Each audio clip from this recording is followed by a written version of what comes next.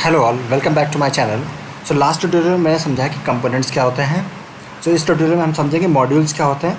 So before proceeding to this tutorial, अगर आपने channel subscribe नहीं किया है, प्लीज़ सब्सक्राइब कर लीजिए and press the bell icon so that you can receive the latest notification of my videos and you can follow me on the Instagram and Facebook. Here is the link. So इसमें हम समझेंगे modules क्या होता है। So let me open the विच studio code. और ये default structure ही हमारा जो डिफ़ॉल्ट स्ट्रक्चर होता है जब हम न्यू एप्लीकेशन जनरेट करते हैं। सो ये होता क्या है, देखिए मॉड्यूल्स होते हैं logical division of a project. मतलब अगर आपके पास एक एप्लीकेशन है तो उसमें कई सारे मॉड्यूल हो सकते हैं, जैसे एडमिन है, कस्टमर है, एजेंट मॉड्यूल भी हो सकता है, पेमेंट मॉड्यूल भी हो सकता है, राइट। तो ये सारे मॉड्यूल्स हमारे, ये लॉजिकल डिवीज़न होते हैं प्रोजेक्ट के। सो जब एंगुलर का प्रोजेक्ट स्ट्रक्चर सबसे पहले जनरेट होता है डिफ़ॉल्ट, उसमें ऐप मॉड्यूल होता है जो कि डिफ़ॉल्ट मॉड्यूल है। मतलब एक ही मॉड्यूल जनरेट होता है which is a default one. ये रहा। नाउ अब मॉड्यूल, मुझे दूसरा मॉड्यूल भी जनरेट करना है। मैं इसको मान लेता हूँ ये कस्टमर मॉड्यूल है, ठीक है। और मुझे नया मॉड्यूल जनरेट करना है। लेट्स सी, इसमें जो मॉड्यूल मैंने एग्जांपल लिया था उसी को ले लेता हूँ, admin module. So admin module generate करने के लिए क्या होता है, G for generate, M for module. मैं इसको पूरा मॉड्यूल भी लिख सकता हूँ या फिर आप इसको एम भी लिख सकते हैं, एलियासिंग कर सकते हैं। और एडमिन, प्रेस एंटर। अब क्या करेगा ये मॉड्यूल जनरेट करेगा। अब मॉड्यूल जब जनरेट करेगा तो इसकी राउटिंग, इसका मॉड्यूल फाइल भी हमारे पास होगा, ठीक है। Module dot T S file, एक इसका खुद का टी एस फाइल, खुद का module dot T S file है। और ऐप कंपोनेंट का इसका अपना था। तो जितने भी कंपोनेंट जनरेट होंगे उसमें module dot T S file उसका खुद का होगा, राइट। लेकिन अभी आप ये समझ लीजिए इसके अंदर कोई कंपोनेंट नहीं है। कंपोनेंट्स क्या होता है, कंपोनेंट मतलब होता है हमारा पेजेस, ठीक है। अभी क्या है, ये ऐप कंपोनेंट है, इसके अंदर मान लीजिए कई सारे और पेज होंगे। रजिस्ट्रेशन है, इसका लॉगिन है, इसका पर्सनल डिटेल अपडेट होगा। सेम विथ एडमिन है, इसका अपना रजिस्ट्रेशन हो सकता है या फिर इसका कस्टमर लिस्ट हो सकता है जहाँ से वो एडिट अपडेट करेगा। ये सारे पेज हो सकते हैं, मतलब ये सारे कंपोनेंट्स हो सकते हैं।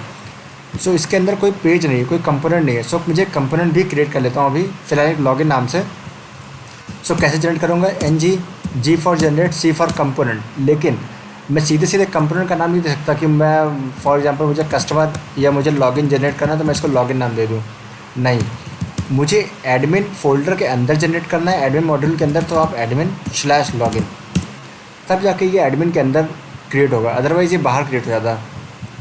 सो ये सिंटैक्स भी ध्यान रखना बहुत ज़रूरी है। सो ये आ गया हमारे पास और मैं इसको कीप ओपन करता हूँ and component dot T S file, इसको भी मैं कीप ओपन कर दूँ। सो जैसे ही मैंने लॉगिन कंपोनेंट ऐड किया था तो इसके मॉड्यूल में जाके ये डिक्लेरेशन के अंदर आ चुका है और ये ऑटोमेटिकली यहाँ पर इंपोर्ट हो गया with the help of CLI syntax, ठीक है। अभी मुझे अगर इसका मुझे लॉगिन मॉड्यूल का टेक्स्ट मुझे शो कराना है ऐप कंपोनेंट पे, तो कैसे शो कराऊंगा, क्योंकि ये दोनों मॉड्यूल अलग अलग हैं। अभी इनमें कोई कम्युनिकेशन ब्रिज नहीं है। तो मुझे ब्रिज इस्टेब्लिश करने के लिए क्या करना पड़ेगा, एडमिन मॉड्यूल को मुझे इंजेक्ट करना है as an dependency into app module. So कैसे इंजेक्ट करते हैं, सबसे पहले ये मुझे इंपोर्ट करना पड़ेगा किस फाइल में, ऐप मॉड्यूल में, ठीक है। फ्रॉम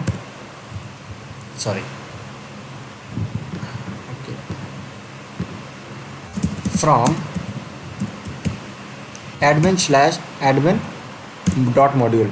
और यहाँ पे क्या नाम देते हैं, हम उस क्लास का नाम देते हैं। अगर आप यहाँ पे देखेंगे जाके तो इसका एडमिन मॉड्यूल ही होगा। अगर ये एक्सपोर्ट होता है, देखिए यही है, तो यही नेम यहाँ पे मेंशन करता है।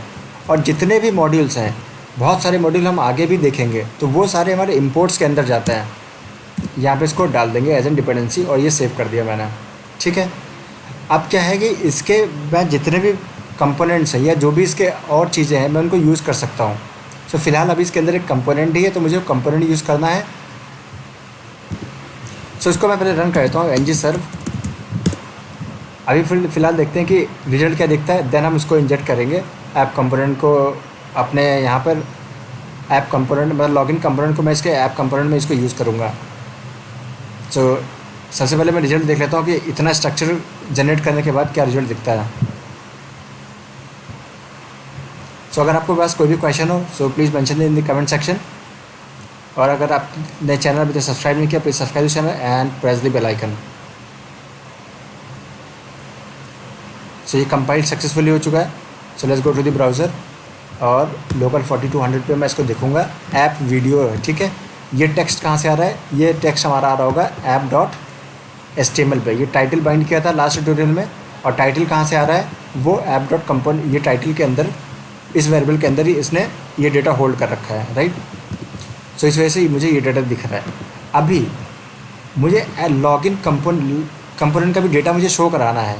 सो मुझे क्या करना पड़ेगा, एडमिन मॉड्यूल में जाऊंगा और यहाँ पर एक एक्सपोर्ट सेक्शन होता है। इस एक्सपोर्ट सेक्शन के अंदर जितने भी कंपोनेंट को मुझे एक्सपोर्ट करना है दूसरे मॉड्यूल में जाके यूज़ हो जाए, वो मुझे एक्सपोर्ट्स के अंदर डालना है। सो अभी यहाँ पे लॉगिन कंपोनेंट है, तो मैं लॉगिन कंपोनेंट को एक्सपोर्ट कर देता हूँ, ठीक है, सेव कर दिया। और जैसे मैंने लास्ट ट्यूटोरियल में बताया था, कंपोनेंट को जब मैं एक्सप्लेन कर रहा था, किसी भी अगर मुझे HTML टू HTML कम्युनिकेशन करना है तो with the help of selector ही बात होगी। तो मैं इसका सेलेक्टर कॉपी कर लेता हूँ और कहाँ पे मुझे शो कराना है, app dot component dot HTML पर। क्यों, क्योंकि सबसे पहले यही कंपोनेंट ट्रिगर हो रहा है, ठीक है। सो ये मैं एज इट इज़ इसको बाइंड करा दूंगा। अब इसको देखते हैं रिजल्ट क्या है ब्राउज़र पर। देखिए लॉगिन वर्क्स हो गया, ठीक है।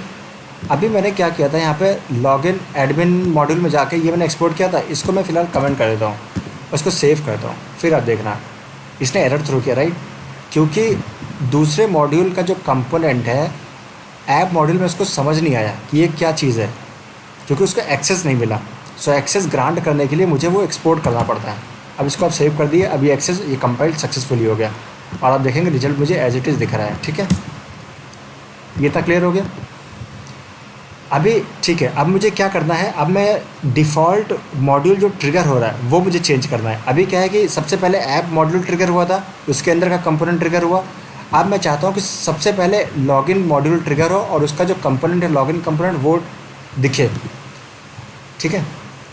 सो उसके लिए मुझे क्या करना पड़ेगा, उसके लिए मैं जाऊँगा main.ts में, क्योंकि main.ts सबसे पहले यही फाइल ट्रिगर होती है और यहीं से पता चलता है कौन सा मॉड्यूल ट्रिगर होगा। मेरे पास अगर मोर देन 1 मॉड्यूल है तो मुझे यहाँ पर डिफ़ाइन करना पड़ेगा और मॉड्यूल का नाम चेंज करना है। तो सबसे पहले मैं इंपोर्ट कर लेता हूँ अपने मॉड्यूल को। यहाँ पर कौन सा मॉड्यूल मेरे पास ऐप के अंदर पड़ा होगा, एडमिन और एडमिन मॉड्यूल, और मैं यहाँ पर उसका क्लास का नाम लिख देता हूँ, ठीक है। अभी तो यहाँ पे ऐप मॉड्यूल, तो मैं यहाँ पे डाल देता हूँ एडमिन मॉड्यूल, ठीक है। सो main.ts में जैसे ही मैं मॉड्यूल का नेम चेंज करूँगा, सो आपको उस वाले मॉड्यूल में जाकर फाइल ओपन करनी है, module.ts फाइल। उसमें क्या करना है कि हमें ब्राउज़र मॉड्यूल को भी डिफ़ाइन करना पड़ता है, ठीक है। सो ब्राउज़र मॉड्यूल भी बहुत इंपॉर्टेंट है, अगर आपने ऐड नहीं किया है तो ये होना बहुत ज़रूरी है आपके मॉड्यूल में। एंड देन आप इसको नीचे आइए, यहाँ पर मुझे बूटस्ट्रैप भी लगाना है, क्योंकि अगर आपने app component dot module dot T S file में देखा होगा तो यहाँ पे बूटस्ट्रैप को भी यूज़ करते हैं कि किस कंपोनेंट को बूटस्ट्रैप करना है। और जो मॉड्यूल मैंने अभी जनरेट किया है उसमें कोई बूटस्ट्रैप टैग नहीं ऐड हुआ है। सो बूटस्ट्रैप मतलब कि कौन सा कंपोनेंट बूटस्ट्रैप होगा, ट्रिगर होगा। सो ये सिंटैक्स अभी नहीं होता है वहाँ पर, तो अब ये कॉपी करना है और यहाँ पे मेरे को पेस्ट कर देना है, ठीक है। और मेरे पास एक ही कंपोनेंट है जो कि लॉगिन है, तो मैं लॉगिन यहाँ पे डिफ़ाइन कर देता हूँ और सेव इट, ठीक है। सो ये कंपाइल ऑटोमेटिकली हो ही रहा है। And let's see on the browser, इसको मैं रिफ्रेश कर लेता हूँ। देखें कुछ एरर आ रहा है क्या। अच्छा, app hyphen login did not match any element. So कोई भी फ्रंट एंड एप्लीकेशन में काम कर रहे हो, सो आपने आपकी एरर जो भी होगी वो कंसोल पे राइट हो जाएगा। सो आप कंसोल पे जाके बहुत ईजिली आप एरर को ट्रैक कर सकते हैं और उसको फिक्स कर सकते हैं। और साथ ही इसके साथ एक जगह और चेंज करना है, index.html पे। index.html पे अभी भी जो सेलेक्टर पड़ा हुआ है वो ऐप डॉट मॉड्यूल का है, मुझे अपने लॉगिन का डालना है सेलेक्टर। तो आप ये कॉपी करना है ऐप डॉट लॉगिन का, और यहाँ पर आने के बाद ये मैं कमेंट कर देता हूँ और ये सेव करना है, ठीक है। हाँ, अब ये वर्क कर रहा है, लॉगिन वर्क्स, क्योंकि आपको index.html भी चेंज करना है कि लास्ट ये डिफ़ॉल्ट तो ऐप डॉट कंपोनेंट का पड़ा होता है, लेकिन मैंने जैसे ही दूसरे मॉड्यूल को प्रायोरिटी दी तो उसके अकॉर्डिंग सारे चेंजेस करने पड़ते हैं। पहले index.html पे, फिर आपको admin module dot T S में जाके बूटस्ट्रैप डिफ़ाइन करना है, और उसके साथ ही साथ ये भी ध्यान देना है कि ब्राउज़ मॉड्यूल है या नहीं है, ठीक है। और वैसे भी अगर कोई भी इशू होता है तो आपको कंसोल में मिल जाएगा, आप उसके हेल्प से बहुत जल्दी ही ट्रैक करके उसे फिक्स कर सकते हैं। सो कंपोनेंट का काम यही होता है कि आपको कितने कंपोनेंट की रिक्वायरमेंट है वो आपके प्रोजेक्ट के ऊपर डिपेंड करता है कि आपका प्रोजेक्ट है किस चीज़ पर और मुझे कितने कंपोनेंट में उसको डिवाइड कर सकता हूँ। तो आप उसको जितने कंपोनेंट में डिवाइड करेंगे उतना ही ईजी रहेगा और वो उतना ही लोडिंग उसकी परफॉर्मेंस अच्छी होती है। तो इसीलिए वो मॉड्यूल कोडिंग करना ज़्यादा ईजी होता है और उसकी परफॉर्मेंस भी अच्छी होती है।